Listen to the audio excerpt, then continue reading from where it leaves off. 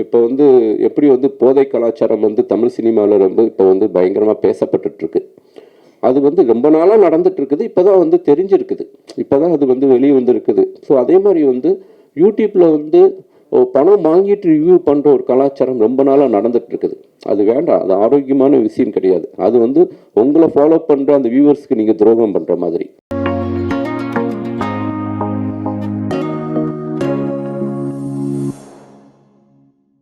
அனைவருக்கும் மாலை வணக்கம். காலை வணக்கம், சாரி. ஓகே, இது வேற ஒரு ஆரம்பமேவா? சரி, ரைட்டு. எனக்கு வந்து வின்சிராஜ் என்னுடைய நெருங்கிய நண்பர். அவர் என்னுடைய நிறைய படங்களுக்கு போஸ்டர் டிசைன் பண்ணியிருக்கார். நல்ல ஒரு ஹியூமன். அவர் வந்து லியோ ஜான் படம் பற்றி நிறையா சொல்லிகிட்டே இருப்பார். அவர் எடிட்டராக இருக்கும்போதும் கூட அவர் கூட ஒர்க் பண்ணுங்க அப்படின்னு சொல்லியிருக்காரு என் கூட. அவருடைய முதல் திரைப்படம் அப்படிங்கும்போது நான் அதுக்கு முன்னாடி அவரை நான் இன்றைக்கி தான் ஃபஸ்ட் டைம் நான் பார்க்குறேன் லியோ ஜான் பாலை. ஸோ நான் அந்த டே 1 ஃப்ரைடே வந்து நான் திருவண்ணாமலை கோயிலுக்கு போனதுனால என்னால் படம் பார்க்க முடியல. ஸோ சாட்டர்டே வந்து நைட் என்னுடைய நண்பர்களோட படம் பார்த்தேன். ஸோ எனக்கு தெரிஞ்சு ஒரு 60% வந்து ஃபேமிலி க்ரௌடு தான். அவ்வளோ என்ஜாய் பண்ணி பார்த்தாங்க. அது கிளைமேக்ஸ் வரைக்குமே ஒரு சாதாரண ஆடியன்ஸாக யார் இந்த ப்ளேவை பண்ணுறா, எதுக்காக நடக்குது, யார் அந்த நெகட்டிவ் கேரக்டர்னு ஒவ்வொருத்தவங்களா யோசிக்க ஆரம்பித்தாங்க. அந்த கிரிப்பான அந்த ஸ்க்ரீன் ப்ளே வந்து இந்த படத்துடைய மிகப்பெரிய வெற்றிக்கு காரணம். அதோடைய ஃபில்ம் மேக்கிங், அதை ப்ரெசன்ட் பண்ண விதம், அதோடைய CG work, technical work, sound எல்லாமே வந்து தேட்டரில் பார்க்கும்போது அவ்வளோ இம்பேக்டாக இருந்துச்சு. ஒரு பர்ஃபெக்டான ஒரு படமாக இருந்துச்சு. நம்ம படம் முடிஞ்சு வெளியே வந்துட்டு நம்ம வீட்டில் போயிட்டு யோசிக்கும் போது சில குறைகள் நமக்கு தோணும். ஆஸ் ஏ கிரியேட்டராக நமக்கு சில லாஜிக் தோணும். பட் படம் பார்த்து முடித்து வெளியே வரும்போது எனக்கு எதுவுமே தோணலை. ரொம்ப ஒரு இம்பேக்டான ஒரு படம் பார்த்த மாதிரியான ஒரு உணர்வு வந்துச்சு. ஸோ முதல்ல வந்து இந்த வெற்றி வந்து லியோ ஜான் பாலுடைய வெற்றி. அவருக்கு என்னுடைய வாழ்த்துக்களை முதல்ல தெரிவிச்சுக்கிறேன். ஒரு புது இயக்குனராக தமிழ் சினிமாவுக்கு என்ட்ரி ஆகிறாரு. அவருக்கு என்னுடைய வாழ்த்துக்கள்.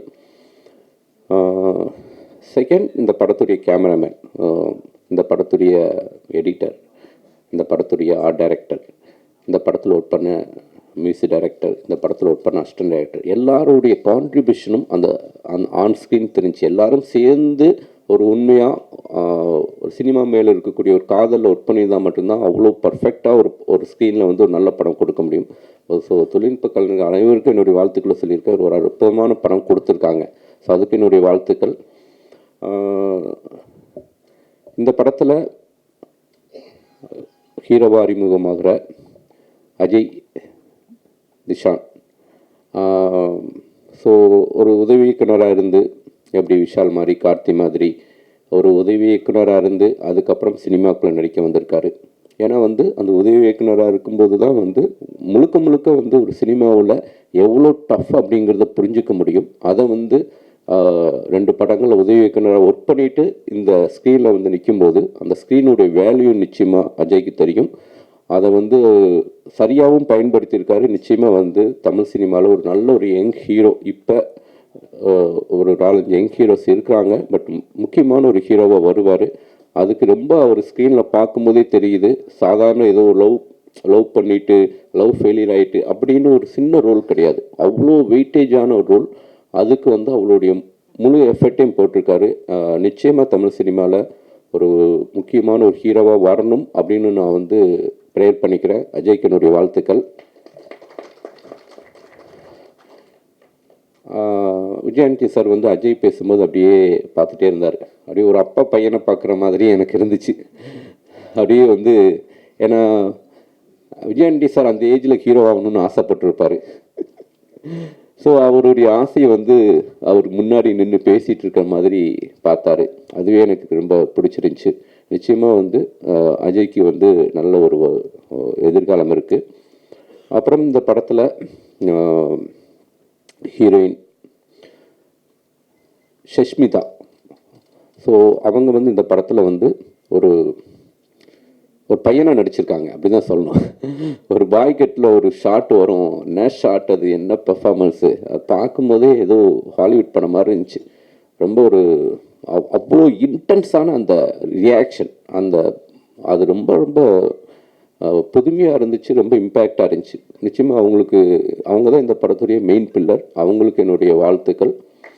இந்த படத்தில் வந்து பிரிஜிட்டா வந்து நான் அவங்களுடைய ஃபஸ்ட்டு படம் பார்த்துட்டு நம்ம ஸ்கின் டோனில் ஒரு பொண்ணு, அதுவும் தமிழ் பேசுகிற ஒரு பொண்ணு. என்னப்பா பிரிஜிட்டா தானே? பிரிக்கிட்டாவா? ஓகே, வெஜ் பிரியாணி மாதிரி ஆயிடுச்சு. ஓகே,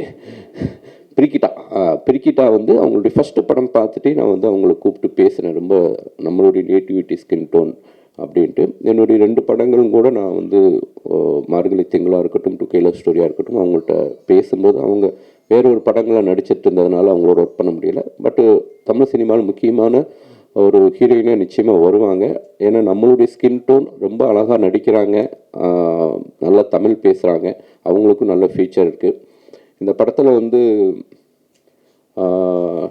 தனஞ்சய் சார் எப்பயுமே வந்து ஒரு தமிழ் சினிமாவுக்கு வந்து ஒரு எனர்ஜியான ஒரு மனிதர். எந்த படமாக இருந்தாலும் ஒரு ஹானஸ்ட்டாக சப்போர்ட் பண்ணுவார். அதுவும் வந்து விஜயாண்டனி சாருக்கு வந்து ஒரு பெரிய மாரல் சப்போர்ட். எதுவும் எப்போ ஃபோன் பண்ணாலும் சினிமாவை பற்றி மட்டுமே பேசக்கூடிய, சினிமாவை நேசிக்கக்கூடிய ஒரு மனிதர்.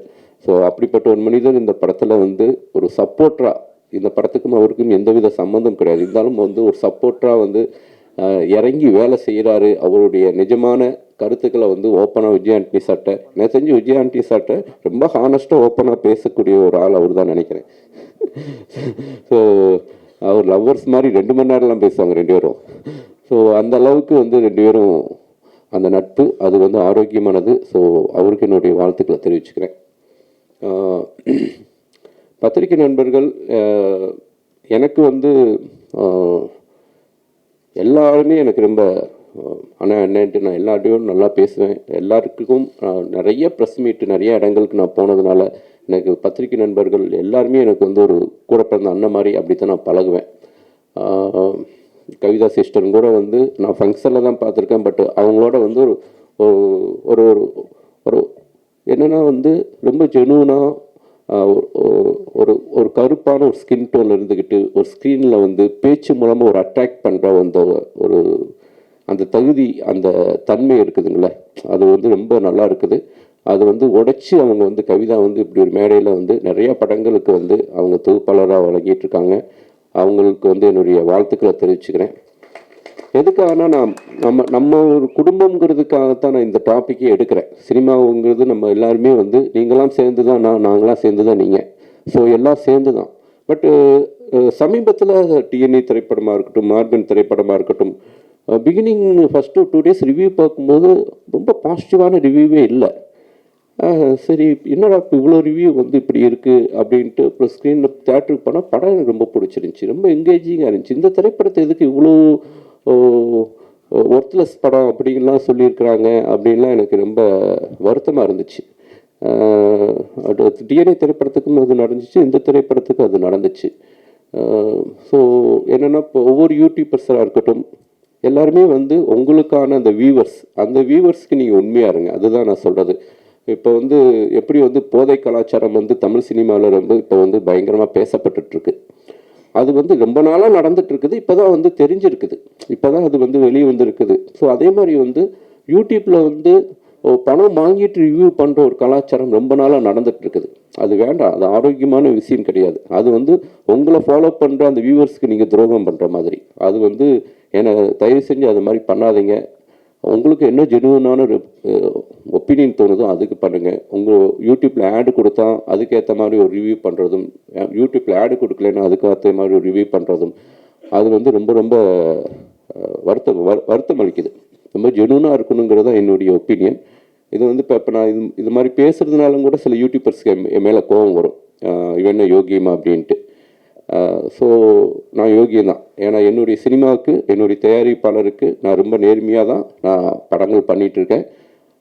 ஸோ நம்ம பண்ணுற வேலைக்கு உண்மையாக இருக்கணும் அப்படிங்கிறது தான். அதில் நாம் வந்து ரொம்ப ஏன்னா ப்ரொடியூசர்ஸ் இப்போ வந்து நிறைய வந்துடுச்சு. அதாவது ப்ரமோஷன் டீம்னு ஒன்று வர்றாங்க. டீம்னு வந்துட்டு சார் ஃபஸ்ட்டு நாள் வந்து நம்ம வந்து இந்த தேட்டருக்கு ஒரு 100 பேர் அனுப்பணும் சார். எதுக்குடா அப்படின்னா, இல்லை சார் அவங்க வந்து வெளியில் வரும்போது வந்து பாசிட்டிவான ரிவ்யூ சொல்லுவாங்க. ஸோ ப்ரொடியூசருக்கு வந்து என்ன பண்ணுறதுன்னு தெரியல. ஸோ ரிவ்யூ வேணும் அப்படின்ட்டு ஒரு 100 பேருக்கு டிக்கெட் கொடுத்து அனுப்புகிறாங்க. அந்த 100 பேர் வெளியே வந்துட்டு நல்லா இருக்கு நல்லா இருக்கு நல்லா இருக்கு நல்லா இருக்குன்ட்டு போகிறாங்க. அதுவும் பப்ளிக் ஏமாத்துற மாதிரி தான். அப்படியும் தயாரிப்பாளர்கள் பண்ணக்கூடாது. அதே மாதிரி யூடியூபர்ஸே வந்து சில பேரை உள்ள ஆரம்பிச்சுட்டு ஒரு 10 பேர் ஆரம்பிச்சுட்டு அவன் படம் கூட பார்த்துருக்க மாட்டான். படம் முடிஞ்சு வெளியே வரும்போது அவனும் வெளியே வருவான். படம் சார் அப்படின்ட்டு வந்து அவன் எவ்வளோ தூரம் நெகட்டிவாக வந்து சொல்ல முடியுமோ நெகட்டிவாக சொல்லும்போது அது போய் வைப்ரேஷனாக போய் ரீச் ஆகுது. அது பார்க்குறாங்க அப்படின்ட்டு மக்கள் எதை பார்க்கணும் எதை பார்க்கக்கூடாதுன்னு நம்ம தான் தீர்மானிக்கணும். ஸோ மக்களுடைய பார்வையை நம்ம மாற்றணும். அந்த மாதிரியான ஒரு பொறுப்பான ஒரு இடத்துல நம்ம இருக்கிறோம். ஸோ அதனால் தயவு செஞ்சு ஒரு படத்தை கில் பண்ணுற மாதிரி விஷயங்கள் பண்ணாதீங்க. அது வந்து நம்மளை நாமளே கில் பண்ணிக்கிற மாதிரி. நீங்களும் இதே தொழிலில் தான் இருக்கிறீங்க, நாங்களும் இதே தொழிலில் தான் இருக்கிறோம். இப்போ பாருங்கள், கண்ணப்பாங்கிற திரைப்படத்துக்கு வந்து கோர்ட்டில் வந்து யூடியூபர்ஸ் யாரும் என்னுடைய படங்களுக்கு விமர்சனம் பண்ணக்கூடாது அப்படின்ட்டு ஒரு ஸ்டே ஆர்டர் வாங்குறாங்க. அந்தளவுக்கு வந்து ஒரு ட்ரோல் பண்ண ஆரம்பிக்கிறாங்க. அப்போ என்ன ஆகுதுன்னா யூடியூபர்ஸ் விமர்சனமும் பண்ண முடியாமல் போகுது. ஸோ தயாரிப்பாளர்கள் அந்த இடத்த நோக்கி நகர ஆரம்பிச்சிருவாங்க. அப்போ வந்து அந்த விமர்சனங்கிற ஒரு விஷயம் சின்ன படங்களுக்கு வந்து கிடைக்காம போயிடும். அந்த மாதிரியான விஷயங்கள்லாம் ஒரு சின்ன படங்களை வந்து மக்கள் மத்தியில் போய் சேர்க்குறதே நீங்கள் தான். ஸோ ஒரு தயாரிப்பாளர் பாதிக்கப்படாத அளவுக்கு நான் வந்து ஒரு இயக்குனர் பாயிண்ட் ஆஃப் வியூ, நடிகர் பாயிண்ட் ஆஃப் வியூலையோ நான் பேசவே இல்லை. ஒரு தயாரிப்பாளர் பாதிக்காத அளவுக்கு தயவு செஞ்சு ரிவ்யூ பண்ணுங்கள். ஸோ இந்த விழாவுக்கு வந்து என்னை கூப்பிட்ட லியோ ஜான் பாலுக்கு என்னுடைய நன்றியை தெரிவிச்சுக்கிறேன். ஒரு இயக்குனராக ஒரு மிகப்பெரிய இடத்துக்கு வருவார் அப்படின்ட்டு அவரை நான் வாழ்த்துறேன். Thank you so much.